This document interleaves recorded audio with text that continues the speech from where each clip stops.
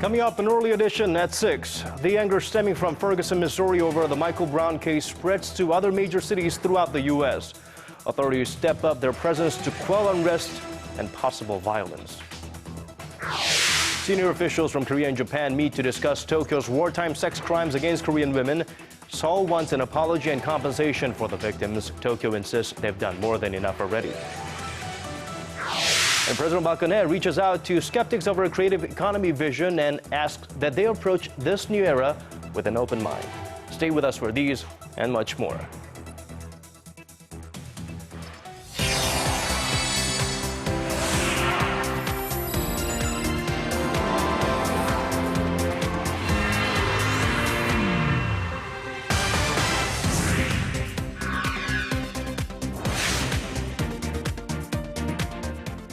Hello and good evening, everyone. It's Thursday, November 27th here in Korea, coming to you live from Seoul. I'm Na-hyun Kyung. And I'm Daniel Che. Thank you for joining us. Well, we begin our newscast with protests over the Michael Brown case in the U.S. state of Missouri, where the protests are continuing. The people are, of course, outraged by a grand jury's decision not to indict a police officer who shot and killed the 18-year-old. The rallies are ongoing in other American cities as well. That's right, and the frustration has now spread to other parts of the world. Arirang's Kim Min-ji has our top story. Protests spread across the United States over a grand jury decision not to indict a white police officer that shot and killed an unarmed black teenager in Ferguson, Missouri in August. Ferguson, where the majority of residents are black, has been at the center of violence, with a number of commercial buildings burned down and businesses looted since the announcement. Authorities have increased their presence in the area to quell the unrest. There were also demonstrations in the streets of Boston, New York, and Los Angeles. We believe Officer Darren Wilson should have been indicted and brought to justice for the murder of Michael Brown. Since he wasn't, we're not going to quit fighting. More than 400 people have been arrested across the United States. The protest movement has also spread to global cities, including Toronto and London. Meanwhile, Leslie McSpadden, the mother of victim Michael Brown, said remarks made by Darren Wilson, the police officer in question, were disrespectful. In an interview with ABC News, Wilson said he had a clean conscience because he knew he did his job right. Attorneys for the Brown family said they would push for federal charges against Wilson, alleging the grand jury process was rigged from the start.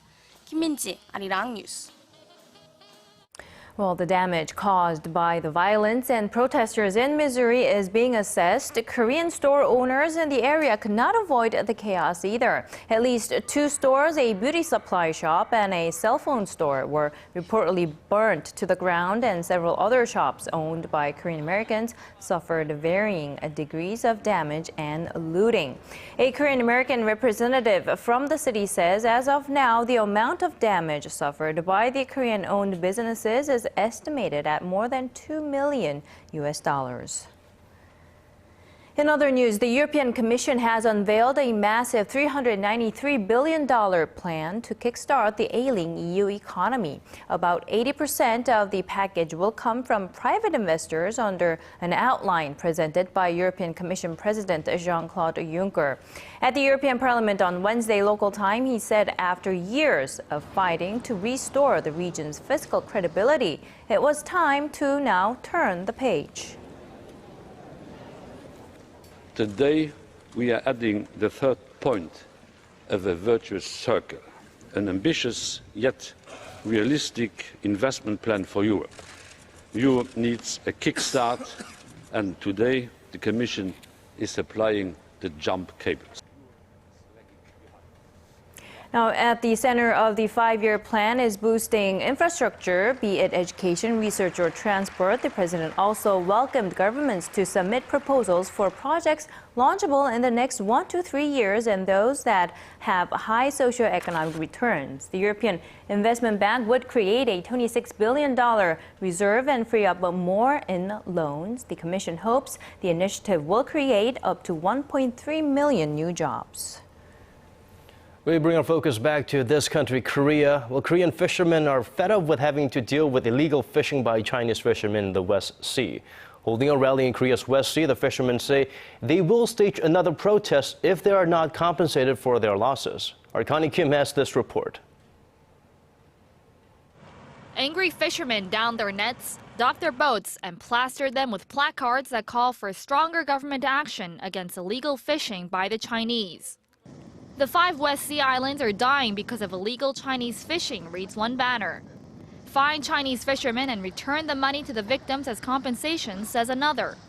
The fishermen from Korea's 5 westernmost islands are staging protest rallies aboard their 80 boats for a second day in a row, denouncing the government for failing to stamp out illegal Chinese fishing and calling for compensation for losses incurred.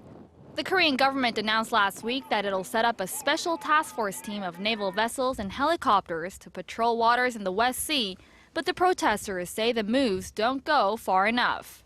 The protesters have not indicated how much they're seeking as compensation. But the Incheon Citizens Coalition for Economic Justice estimates losses caused by illegal Chinese fishing near the islands at some $690,000 in November alone. They also claim tens of thousands of dollars in losses from stolen fishing equipment. Over the past 5 years, more than 1,800 Chinese boats have been seized for illegal activities within Korea's exclusive economic zone. Connie Kim, Arirang News. Well, this Thursday, senior officials from Korea and Japan met and talked, and of course it's aimed at resolving Tokyo's wartime sexual enslavement of Korean women. The meeting is the 5th of its kind and comes after President Park Geun-hye and Prime Minister Shinzo Abe expressed hopes for tangible progress in the high-level talks on the sidelines of the APEC summit. Seoul has called on Tokyo to take sincere steps to apologize and compensate the aging victims, but Japan insists the matter was legally settled through a bilateral treaty back in 1965. And South Korea's chief nuclear envoy will visit Russia starting next Monday. Seoul's foreign ministry says Hwang Jun-guk will meet with his Russian counterpart during a 3-day trip to discuss North Korea's nuclear program. The meeting will follow North Korean Special Envoy Choi Ryong-he's visit to Moscow last week, after which Russia's foreign ministry said the North is ready to return to the six-party talks without any preconditions. The multilateral dialogue involving the two Koreas, the United States, China, Russia, and Japan, has been stalled for nearly 6 years. Business partners face a one-day entry ban. 77. Digging deeper, getting to the bottom of stories that impact your life. Talking with you on air and online. Connecting you with experts on the world's most pressing issues. News and current affairs at its best. With Na Hyung-kyung and Daniel Che. Arirang News. Arirang News. On Early Edition at 6. The combined shipments of companies in the manufacturing and mining industries dropped 1% in 2013 compared to the year before. Now that's according to Statistics Korea, which says last year's total amounted to over $1.3 trillion. Now this may raise concerns that it was the first drop since the Asian financial crisis in 1998, when shipments fell nearly 1.5%. The agency attributes last year's drop to the sluggish oil refinery sector, coupled with falling global oil prices and declines in steel prices due to cheap Chinese steel. Despite that concern, though, a state-run think tank says Korea may hit a new record for exports next year. Our Shin Se-min reports on the outlook and what's expected to lead that growth. Despite policymakers' efforts to stoke domestic consumption for a more balanced economic growth, Korea's export-driven economy is expected to rely even more heavily for growth next year. State-run think tank Korea Institute for Industrial Economics and Trade expects the exports will exceed $600 billion for the first time ever, expanding 4.5% from this year, double the pace of growth for domestic demand. The growth will be led by shipbuilders and makers of chips and cars, according to an industry report card released this week by the think tank. Buoyed by delivery of high-end offshore plants, liquefied natural gas, and container ships to foreign clients, export growth to shipyards is forecast to hit 7%. For the manufacturers of semiconductors, wearable devices, and electric cars will fill the vacuum created this year by slowing demand for the maturing smartphone market. The display industry will also see a growth of 3.4% after contracting by nearly 7% this year. Korean maker will still face the flood of cheap Chinese display panels next year, but the demand for large ultra-high definition and OLED or organic light-emitting diode panels will provide new growth opportunities. But it won't be good news for everyone. The petrochemical and textile sectors are forecast to contract as a weak Japanese yen is expected to eat into Korean makers' profits. Oil refining is also expected to worsen in the face of a supply glut and the U.S. development of the shale gas. Other risks remain. The think tank says the strengthening of the Korean currency, a growing number of Korean companies relocating their plant overseas, and the growing competition from Chinese manufacturers will all weigh on Korean exporters. Shin Se-min, Arirang News. The power shift in Samsung, it was made more visible with Wednesday's announcement to sell off shares of 4 affiliates. Analysts are expecting the next move to come next week. Our Lee Jae-yoon reports on how everything is lining up. Samsung is getting ready for a generational power transfer. With its chairman Park Geun-hye still in the hospital after suffering a heart attack in May, his 3 children are putting the group's restructuring plans into action. And Wednesday's news of Samsung selling shares in 4 of its affiliates proves just that. 46-year-old Lee Jae-young, the chairman's only son and the vice chairman of Samsung Electronics, is widely expected to be the next in line to run the company. Now that Samsung has decided to do away with most of its non-profitable defense and chemical businesses, Lee is expected to take control of the group's core units. Those are electronics, financial services, and construction. As for Lee Bu-jin, the chairman's eldest daughter, she will oversee Hotel Shola while controlling trade and catering units. Lee Geun-hye's youngest daughter, Lee Se-hyun, will call the shots for the group's fashion and media branches. Samsung's entities are held together by a labyrinth of cross-shareholdings. Therefore, the Lee family is able to maintain control over the group despite holding a small amount of shares. While a leadership change is underway, the company is also planning to carry out a reshuffle of its top officials sometime next week.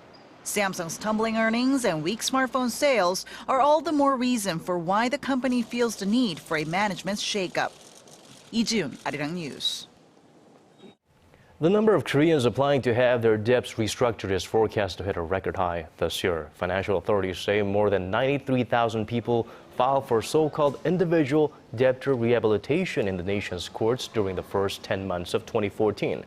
And that's up more than 7.5% from the same period last year. Experts say the accumulation of more and more household debt means more people are struggling to make ends meet financially. According to the Bank of Korea, the amount of household debt as of the end of September stood at roughly $950 billion, up around $20 billion from the end of June. Despite being one of President Park Geun-hye's signature initiatives, the concept of her creative economy drive remains undefined for some. Our next report by Song Ji-sun might help those still unsure about the government's drive. Since our inauguration, President Park Geun-hye has been pushing her vision for a creative economy. Now it's time to see for yourself how far the paradigm has shifted so far. An expo that centers on the creative economy's achievements over the past 2 years kicked off on Thursday. Citing global recognition of her 3-year economic reform plan at the recent G20 summit, President Park stressed that the creative economy is the solution to spurring growth. 창조 경제가 모호하다, 방향이 잘못되었다고 얘기하는 분들이 있는 것으로 압니다. 그러나 그것은 창조 경제의 문을 열고 들어오지 않은 사람들의 이야기입니다. 두려워 말고 그 문을 두드려야 합니다. This is the second event being held under this name, having merged similar past events aimed at supporting startups. 21 government ministries worked in tandem to organize the event, and more than 600 startups are taking part, more than 5 times the number of participants from last year. Visitors can experience creative economy business models in this creative village at this expo. Here you can see how products based on creative economy could be incorporated into everyday life in classrooms, offices, and homes. This is one technology that's soon to be commercialized, seeing how you look in certain clothes without having to put them on. The camera scans your body movements and dresses your virtual avatar. When developed into an application, this technology can be adopted without much additional cost, utilizing cameras installed on TVs. We are already getting multiple inquiries from home shopping channels and fashion brands that want to integrate the technology. The government is also providing customized consultations for startups to help small and mid-sized companies turn their creative ideas into reality. The event is open to the public, free of charge, throughout this weekend. 송지선, Arirang News. Moving on to a different story now. Come autumn, the ideal conditions for taking a stroll are set. It provides more than just a good workout. Walking on crisp fallen leaves can actually relieve stress. That's what local researchers are claiming, at least. Here's our Connie Lee with this next report. We're at the tail end of autumn here in Korea, so the trees and the ground are decorated with golden yellows, deep reds, and rich brown-colored leaves. A walk outside these days can be refreshing, not only because of the cooler weather. I like the crunching sound the leaves make when I step on them. It makes me enjoy the autumn atmosphere even more. And the crisp sounds these leaves make when stepped on can apparently help people enjoy life more. These sounds boost brain waves that makes people feel invigorated and cheerful. In some countries, these crunching sounds are used to treat people with autism or depression. For example, researchers say stepping on some fallen, dewy leaves from ginkgo trees produces a low frequency of about 300 hertz. This in turn can help ease and calm the mind. Stepping on some drier leaves at regular intervals can freshen a person up as they make an intermediate frequency sound. And if you need to clear your mind, you may want to walk across some broken, very dry leaves which produce high-frequency sound levels. So if you're in need of a quick, stress-relieving experience, you may just get it from a simple stroll this autumn season. Connie Lee, Arirang News. No matter what discipline they hail from, artists and performers can reach new heights with collaborators and a receptive audience. There's a new and exciting attempt to help artists come together and experiment with what each of them has to offer. Park Geun-hye shows us what the Skywalk Project is all about. Hold that pose, work that dress. But wait, those don't look like any ordinary high-fashion pieces. That's because they're hanboks, beautiful traditional Korean dresses with billows of rich fabric. And the models behind the outfits? They're ballerinas, offering a unique collaboration between the traditional and the contemporary. Photographer Park Geun-hye is one of Korea's foremost fashion photographers. But this time, he's taking a different approach, as this is a rather different project. Between conformance and traversal, this photographer has captured something new. I didn't give any direction to the models. I told them to wear the clothes and express how they felt about it and in it. So they might have loved it and conformed to it, or hated it, or gone back and forth. But it's their genuine expressions that I wanted to capture. For the sake of the authenticity of the entire project, we didn't do any touch-ups at all. You can see the flaws and even bruises on the models' bodies. But this is what proves who they are while wearing these clothes.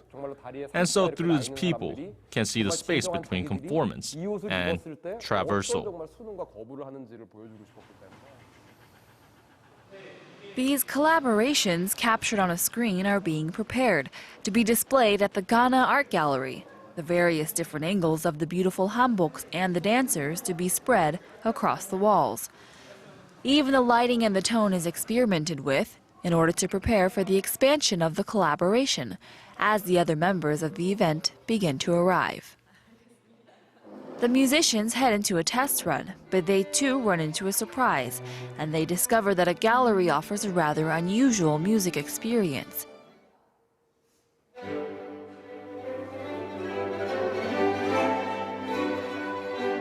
As note after note continually ricochets unpredictably off each nearby wall.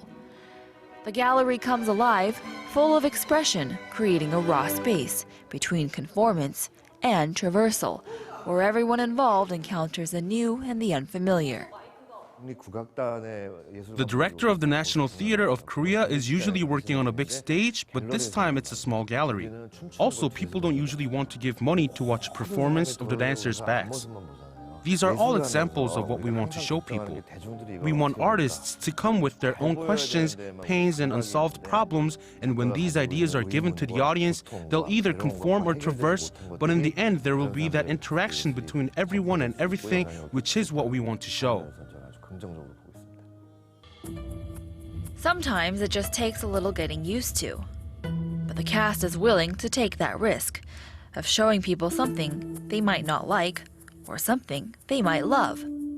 The void between conformance and traversal is wide, like an empty stage, waiting to be filled. And who or what will fill it is entirely unknown. Im Yoon-hee, Arirang News. Well, if you're suffering from an overdose of mainstream blockbuster movies, we have some good news. We have not one but two film festivals opening this Thursday evening in Seoul. That's right. One has a long and prestigious history, while the other is in its first installment. Our culture correspondent Park Ji-won takes us through both events. 10 representative films from 10 members of the Association of Southeast Asian Nations, or ASEAN, will be screened for 8 days through next Thursday. It's the first film festival in Korea that focuses solely on films from the 10 Southeast Asian countries, which include Thailand, Vietnam, and Cambodia. Directors and film professionals from the participating countries will visit Korea to hold talks with local audiences after their films are shown. The festival was organized by the ASEAN Korea Center in celebration of the 2-day Korea-ASEAN Summit scheduled for early December in Busan. The culture ministries from each of the 10 ASEAN members have recommended one representative film from their countries. They range from documentaries and dramas to action and romance. The films have a good mix of popular appeal and artistic value. Organizers hope the film festival offers a window for Koreans to see the lives of people living in ASEAN countries. Elsewhere in Seoul, another festival, the nation's largest, dedicated to independent films, gets underway Thursday. The Seoul Independent Film Festival is marking its 40th anniversary this year. Since 1975, the festival has contributed to discovering new talents and creative minds. This year's will screen 125 films, both from inside and outside of Korea, over a 9-day period. 46 of them, 11 full-length films and 35 short films, will be in competition for various awards. Park Ji-won, Arirang News.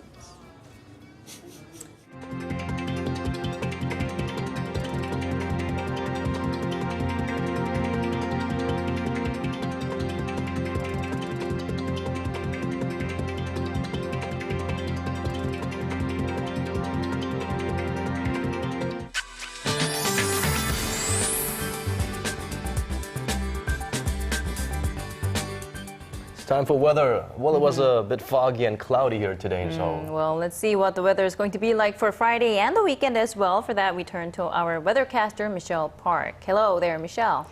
Good evening, guys. The fog has lifted, but we are still looking up to a cloudy skies. Those will slowly move out, though, making for a clear skies tonight.